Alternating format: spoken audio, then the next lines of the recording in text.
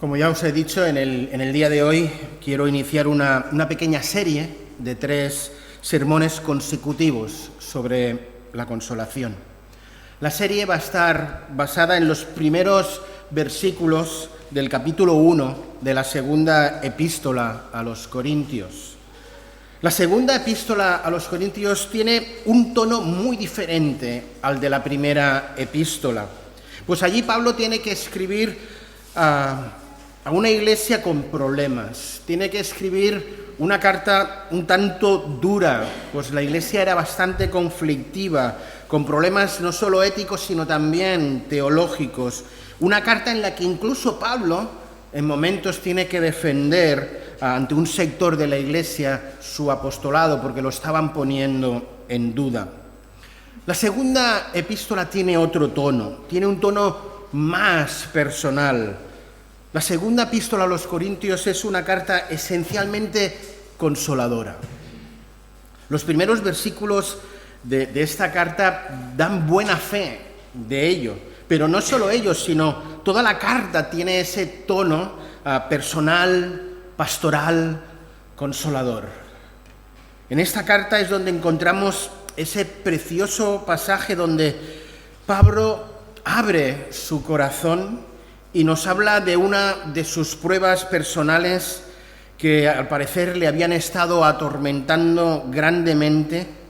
Nos habla de ese aguijón en la carne, aquel aguijón que incluso por momentos le había impedido llevar a cabo el ministerio tal y como él lo deseaba, y por el cual él nos dice que hasta 3 veces le pidió al Señor que se lo quitara, pero la respuesta de Dios fue no, que no se lo iba a quitar. La respuesta de Dios a Pablo fue: bástate mi gracia, porque mi poder se perfecciona en la debilidad. Y la respuesta de Pablo ante la negativa de Dios, a mí, no solo es que me sorprenda, es que para mí es tremendamente retadora y estimuladora. Dice Pablo: por tanto, de buena gana me gloriaré más bien en mis debilidades, por lo cual, por amor a Cristo, me gozo en mis debilidades, afrentas y necesidades, en persecuciones, en angustias. Porque cuando soy débil, entonces soy fuerte. Pablo escribe esta carta, como digo, con un tono muy personal, muy pastoral.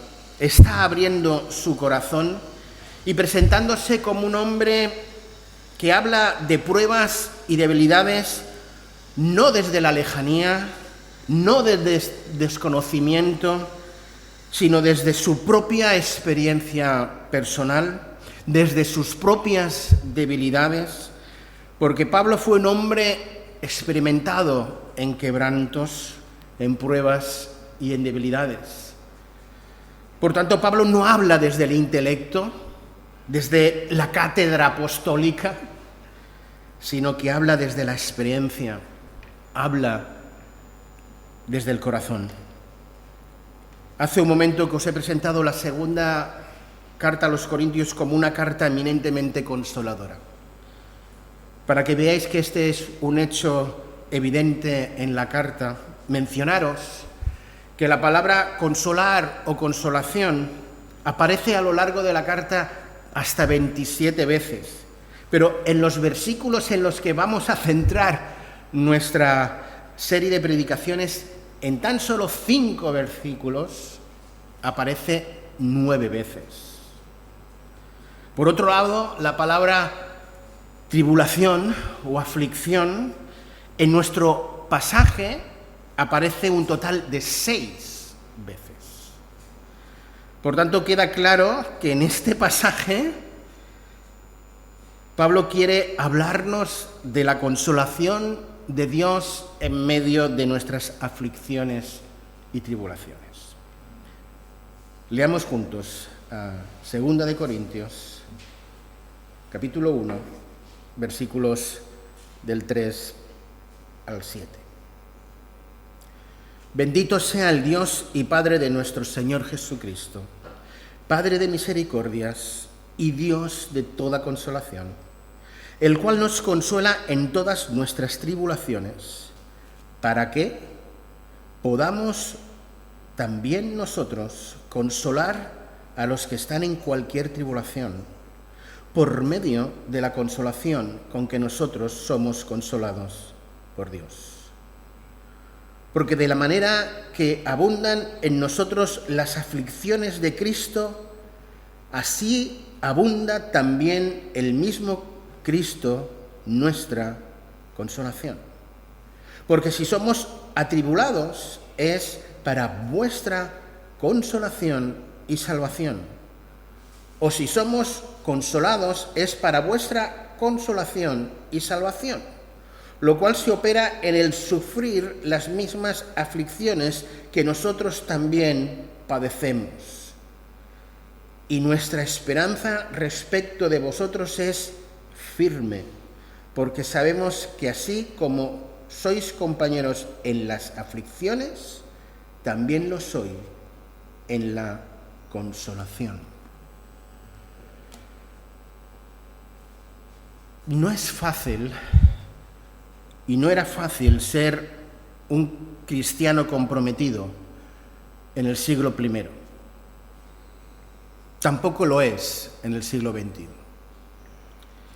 Los tiempos son diferentes, las presiones a las que nos vemos sometidos son diferentes, pero todo creyente en toda época experimenta aflicción y tribulación. Esta es una pauta que se repite en todas las épocas. De hecho, fue una verdad que el Señor Jesús se empeñó y quiso dejar muy clara desde el principio.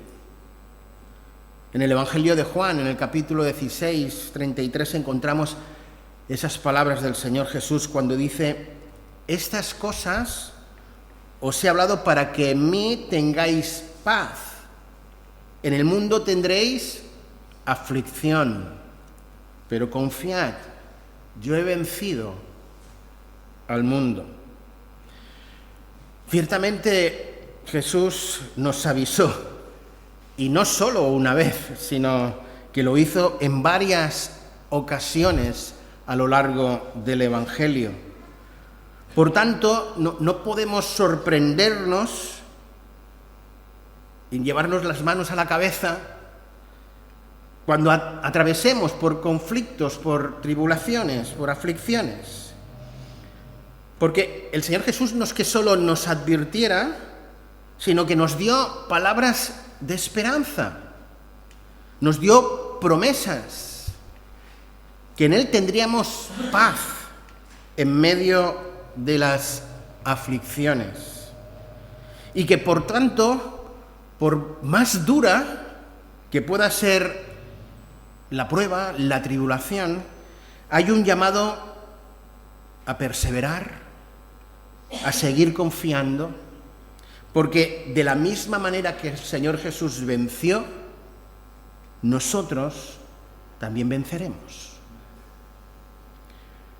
Pero, queridos, que no nos se olvide a nadie que para vencer el Señor Jesús antes tuvo que sufrir, antes tuvo que morir. Para que se produjera la victoria de la resurrección, Señor Jesús tuvo que ser clavado de pies y manos, tuvo que ser muerto de cruenta muerte en esa cruz y cargar sobre sí mismo el pecado de toda la humanidad. Sí, nosotros venceremos en Él, pero no es menos cierto que esa victoria no estará exenta de sufrimientos. Y es por ello que Pablo, siendo consciente de esta realidad, escribe estos versículos en ese tono pastoral, personal, consolador. Dios ha puesto en mi corazón que predique esta serie de consolación con todos vosotros. Todos y cada uno de nosotros venimos de unos tiempos muy complejos. Estamos empezando a dejar atrás una pandemia que se empeña en no abandonarnos del todo. Todos en una medida u otra estamos inmersos en esta crisis social y económica creada no solo por la pandemia, sino agravada por la guerra en Ucrania.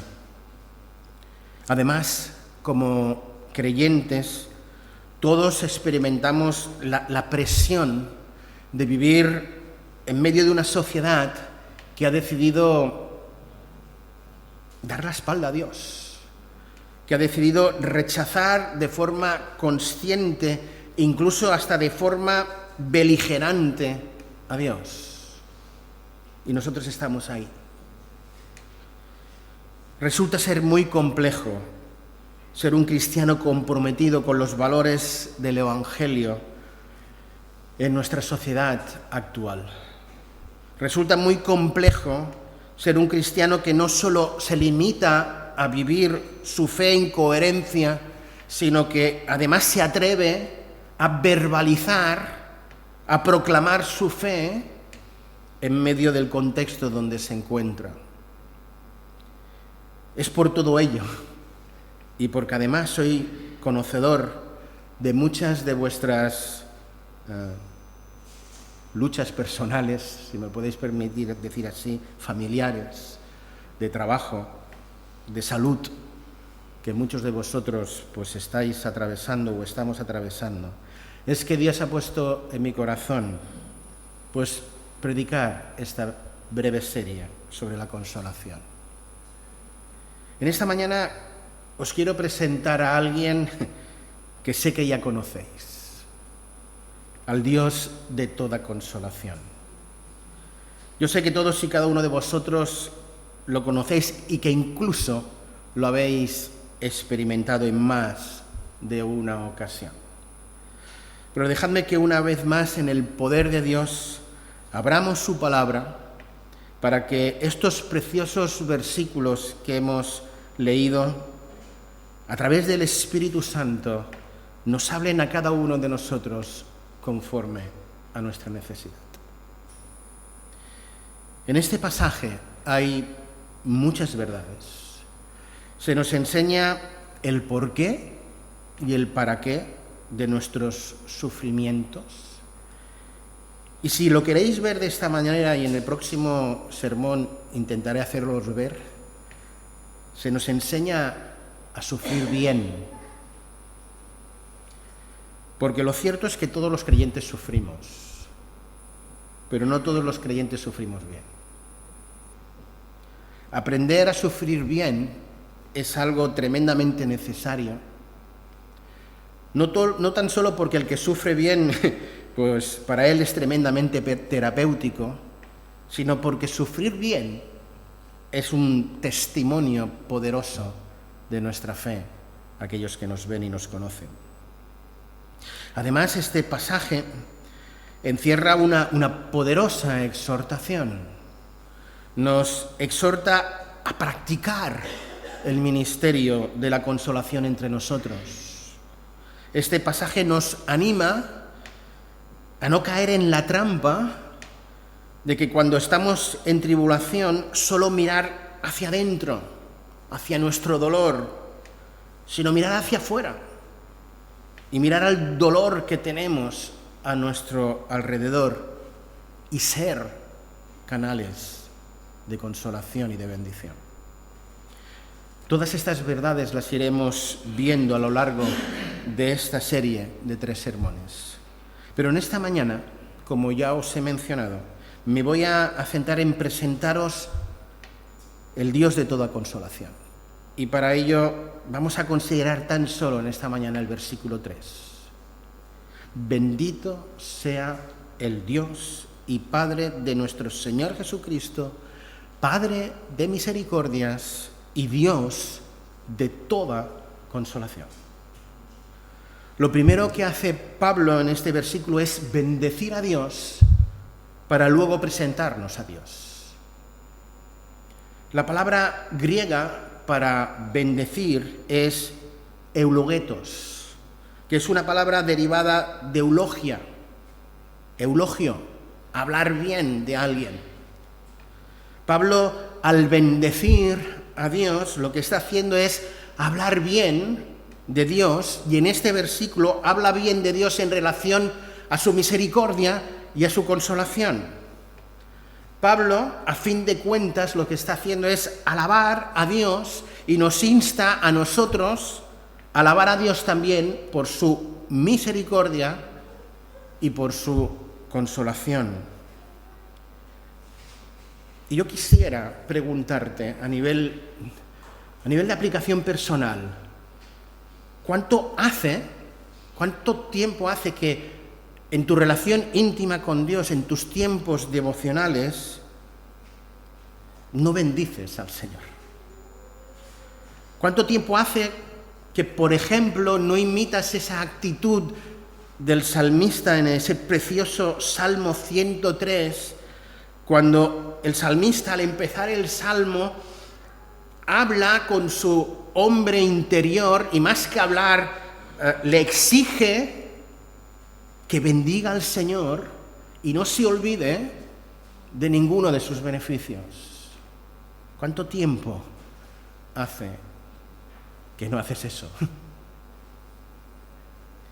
Yo os reto, os animo en el nombre del Señor a que no pase ni un solo día de nuestra vida en que, bien sea al inicio de al finalizar el día, en el tiempo de la comida, sea en el que sea, que tengamos un momento para orar y darle gracias a Dios y bendecirle por ser Padre de misericordias y Dios de toda consolación.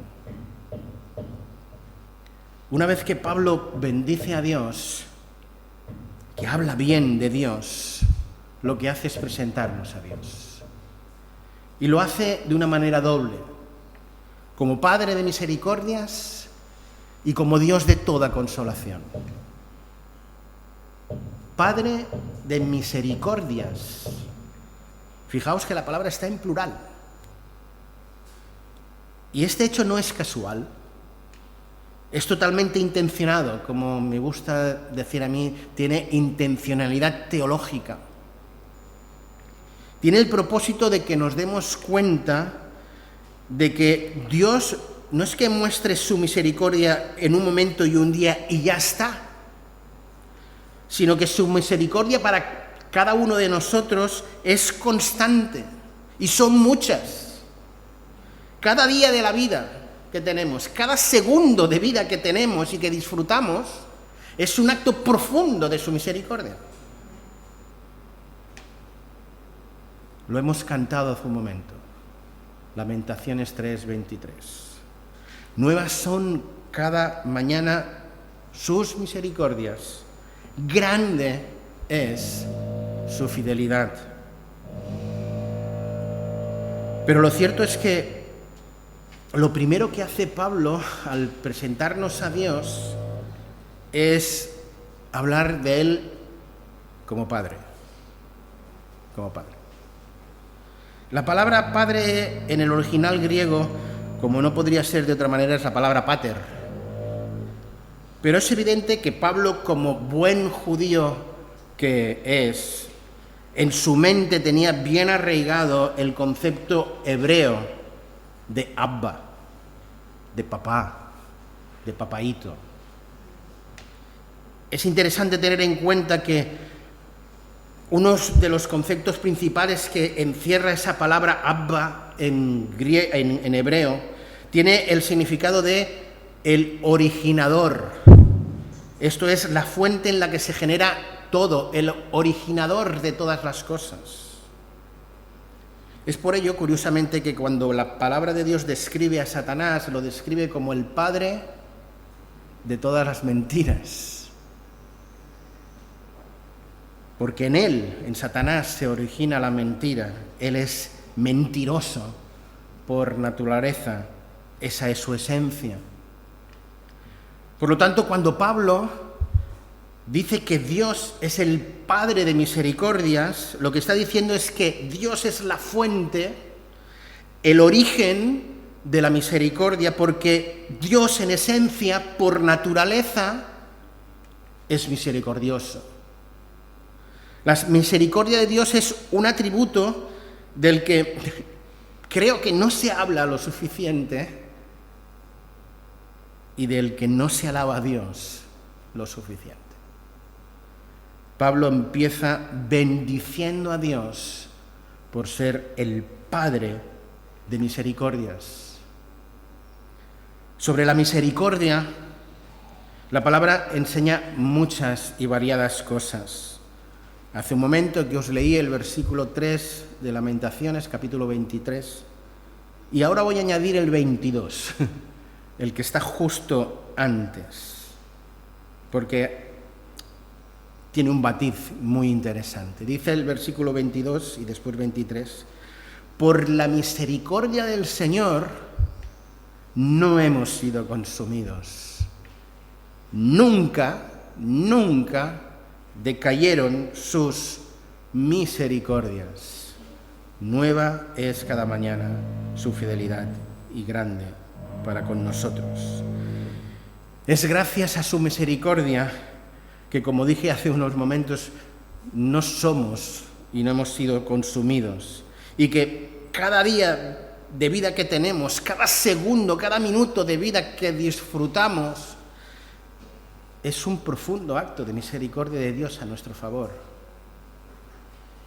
Pero la palabra de Dios enseña aún cosas más sorprendentes y trascendentes sobre la misericordia de Dios. Pablo, en la carta a los Efesios, en ese precioso capítulo 2, en el que nos recuerda que antes vivíamos en nuestros pecados y delitos, en el versículo 4 y 5 dice, pero Dios, que es rico en misericordias, por su gran amor con el que nos amó, aun estando muertos en nuestros pecados, nos dio vida juntamente con Cristo. Por gracia sois salvos. Dios es rico, inmensamente rico. ¿En qué? En misericordia. Hay otro texto que a mí me llena, me habla mucho, es ese Salmo 103, el que he citado varias veces. En el versículo 17 dice, mas la misericordia del Señor es desde la eternidad hasta la eternidad sobre todos los que le temen. Este versículo pone de manifiesto que no hay ningún momento de la historia de la humanidad, ni existirá ningún momento en el futuro que queda por delante, donde la misericordia de Dios no haya estado presente o no lo vaya a estar. Su misericordia ha sido continua y será continua hasta la eternidad. Esa misericordia se hizo patente de una manera prodigiosa y maravillosa cuando Dios se encarna en Jesucristo, en ese pobre pesebre, para ir a morir a esa cruenta cruz. Ahí es donde, con letras mayúsculas, con letras de oro, se escribe lo que es las misericordias de Dios. Bendito sea Dios por sus misericordias. Y al hablar de ese Dios rico en misericordia, a ese Dios que nos amó tanto, que lo que hizo precisamente es entregar a aquel que más amaba, y al pensar en el Señor Jesús muriendo por amor, por nuestros pecados, mostrando así su inmensa misericordia para cada uno de nosotros, no tengo por más que dirigirme de forma especial a ti que me estás escuchando o viendo y que en este momento tú eres consciente de que si bien conoces cosas de Dios y del Señor Jesús, no lo conoces personalmente. Dado que aún no has tomado esa decisión consciente en tu corazón de depositar fe en la persona del Señor Jesús, que no has tomado la decisión de pedirle perdón por todos y cada uno de tus pecados, que no has tomado la decisión de aceptar a Jesús como tu Señor y tu Salvador. En estos momentos que estoy presentando al Dios Padre de todas las misericordias y de toda consolación, es que quiero invitarte a que aceptes a Dios como tu Padre, para que vengas a ser su hijo. Y es por ello que en el nombre del Señor Jesús te invito a que en este mismo instante, allí donde ahora te encuentras, donde estás, le pidas perdón al Señor por tus pecados. Le abras tu corazón a Dios. Le digas que además de ser una criatura suya, quieres ser su hijo, que quieres que Él sea tu papá. Si tú tomas esa decisión en esta mañana, me gustaría que al final del culto hablaras conmigo. Me gustaría orar por ti y que habláramos de esa decisión. Pero ahora dejadme seguir reflexionando sobre este hecho maravilloso que es nuestro Dios creador, ese Dios todopoderoso. Además es nuestro Abba, es nuestro papá. Muchos de nosotros hemos tenido problemas con la figura del Padre terrenal, por así decirlo. Yo fui uno de ellos. Mi padre siempre se presentó y guardaba una imagen severa, una imagen dura, distante. Yo sabía o intuía que mi padre me amaba, ¿no? Y me quería, pero no me lo decía. Yo lo aprendí de mayor. Yo aprendí de mayor que mi padre me quería, ¿no? Pero nunca recibí una palabra de elogio por parte de él. Mi padre iba de duro por la vida. Qué diferente que es nuestro Padre Celestial. Qué diferente. Algunos no hemos tenido el mejor padre en la carne. Y eso nos ha afectado emocionalmente, indudablemente. No condicionado, pero sí afectado. Y puedo que en ocasiones pues nos cueste relacionarnos con Dios como Padre, porque al faltarnos esa figura paterna o al no experimentarla de forma positiva, pues tenemos ahí lagunas, ¿verdad?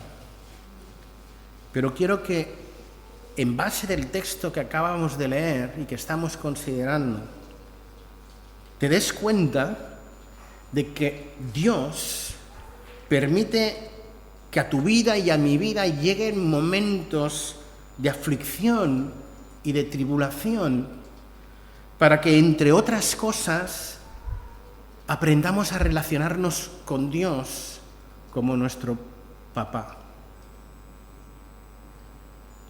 Y permitas que ese papá te diga, tranquilo, yo estoy aquí, yo estoy a tu lado, tranquilo que yo te protejo. Sentirse protegido por el Padre es tremendo. Tranquilo, que yo lo tengo todo en control. Bendito sea el Dios de Padre y misericordias. Amén.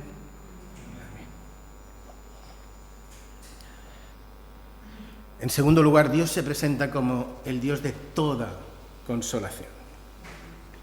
La palabra en griego que aparece en el original es una palabra conocida para la gran mayoría de nosotros. Es la palabra paracleto, la cual, como ya mencioné en anterioridad, en tan solo 5 versículos aparece hasta 9 veces. La palabra paracleto es muy rica en su significado. El paracleto básicamente es aquel que está al lado de. Ese es el paracleto. Este significado nos proporciona una idea muy aproximada de qué consiste eso de consolar. Consolar no es dar golpecitos en la espalda a la vez que uno menciona esa frase tan trillada, tranquilo, que todo irá bien.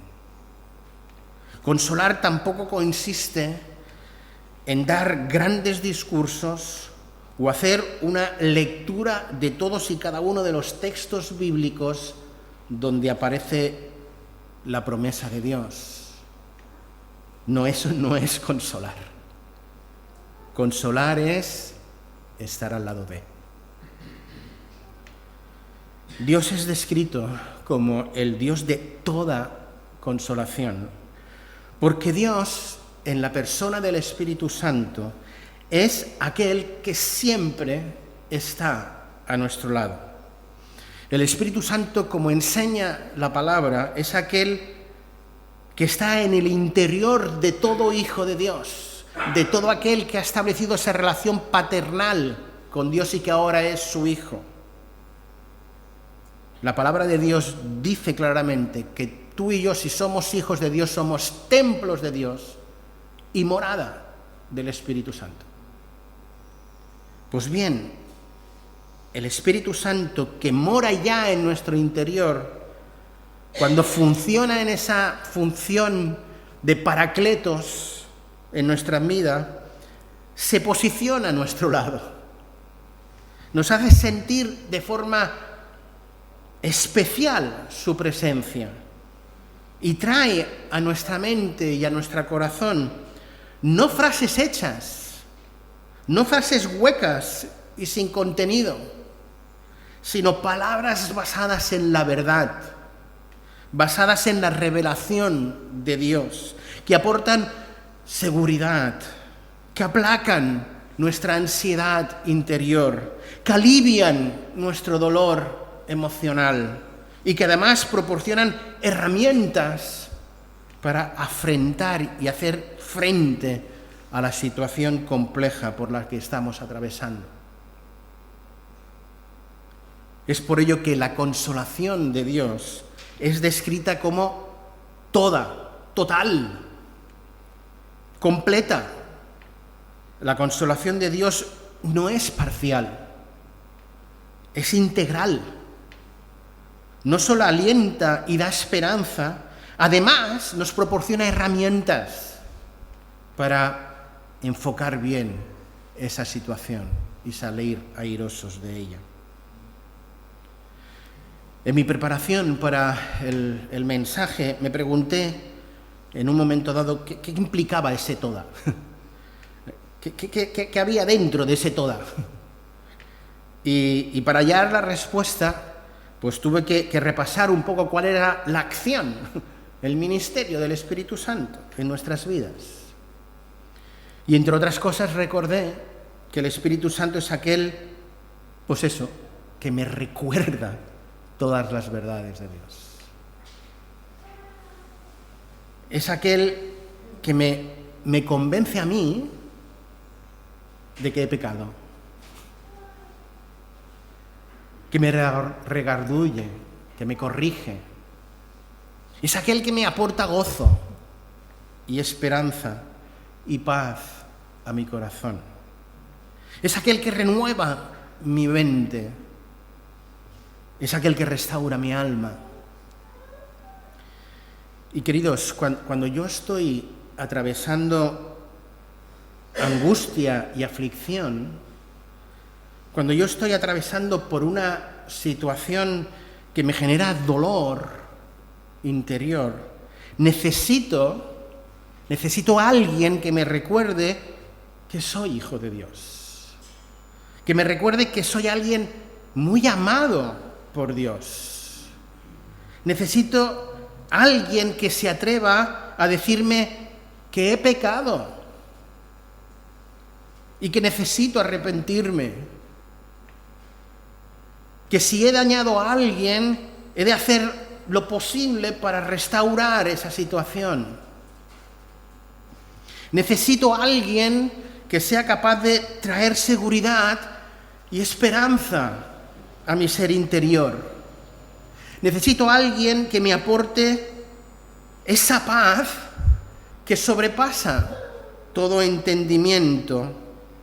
Necesito a alguien que renueve mi mente, que restaure mi alma. Y ese alguien, queridos, no es el pastor. Ese alguien es el Dios de toda consolación, en la persona del Espíritu Santo.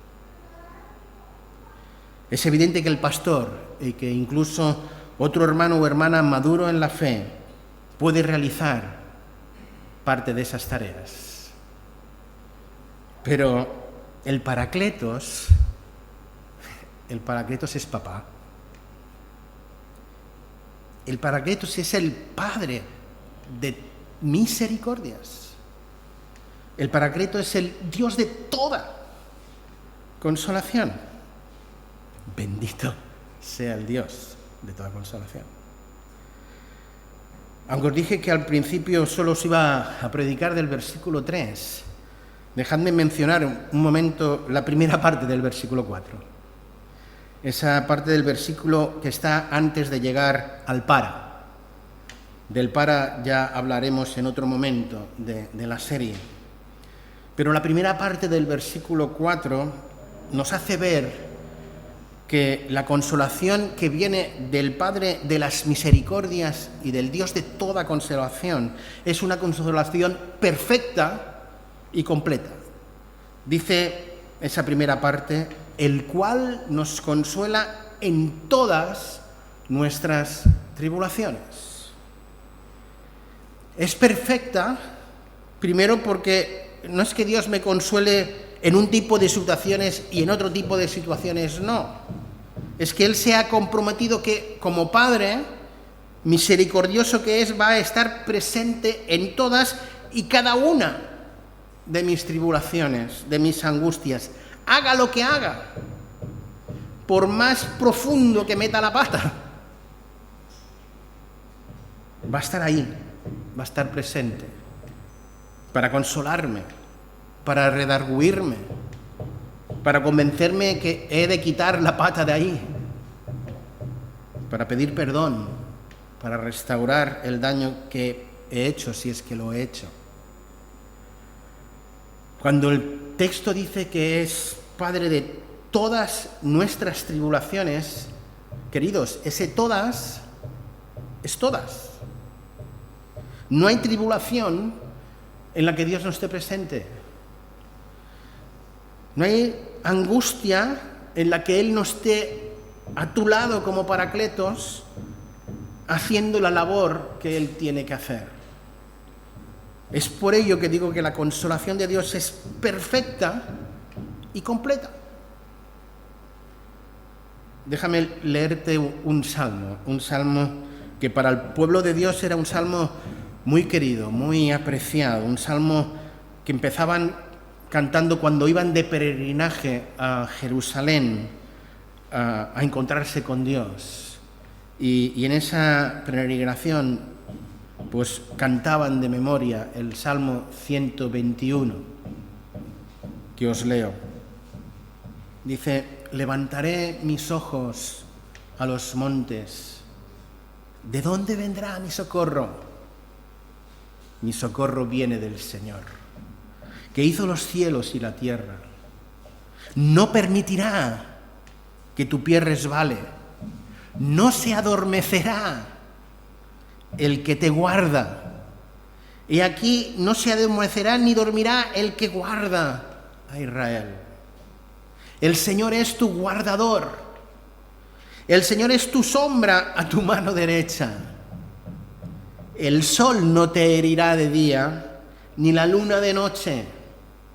El Señor te protegerá de todo mal. Él guardará tu alma. El Señor guardará tu salida y tu entrada, desde ahora y para siempre. Amén. Así es nuestro Dios. Así es el Padre de misericordias. Así es el Dios de toda consolación. Un Dios que no se duerme. Un Dios que no permite que tu pie resbale más de lo que tiene que resbalar. Un Dios que se define como tu guardador, que protege y que guarda de todo mal, no de algunos, de todos. Y que no solo nos guarda un ratito o un día, sino desde ahora y para siempre. ¿Amén? Amén. Bendito sea el Dios de toda consolación y Padre de misericordias. Y ahora quisiera pedirte que por un momento pienses en tu propia tribulación, en tu propia angustia, en aquello que te está generando dolor, inquietud, preocupación, ansiedad. Y quiero que al pensar en ello, pienses en papá, en el Padre de todas las misericordias, en ese Padre que te conoce mejor que lo que te conoces a ti mismo, y que pienses que ese papá está allí guardándote, protegiéndote, cuidándote, dándote la consolación que tú necesitas. La consolación que necesitas en el preciso momento en el que te encuentras. Lo cierto es que no siempre necesitamos la misma consolación. Y la consolación que necesita una persona no es la misma que necesita o puede necesitar otra. No es la misma consolación que necesita alguien que ha sido diagnosticado de una enfermedad, de la que necesita alguien que ha perdido un ser querido. No es la misma consolación la que necesita alguien que ha perdido su trabajo ante alguien que lo ha perdido todo, porque un volcán en las Islas Lanzarote se lo quemó todo, o porque una de las muchas bombas que han caído en Ucrania ha destruido todo lo que tenía. Tu tribulación y mi tribulación no es la misma. La tribulación del hermano que tienes a tu lado no es la misma que la tuya. Las dos son reales, auténticas y en su medida angustiantes. Y es por ello que nos sirven frases hechas, palabras huecas, golpecitos en la espalda. Lo que se necesita es alguien en el que se origina toda la misericordia y toda la consolación, y que te consuele personalmente para lo que tú necesitas.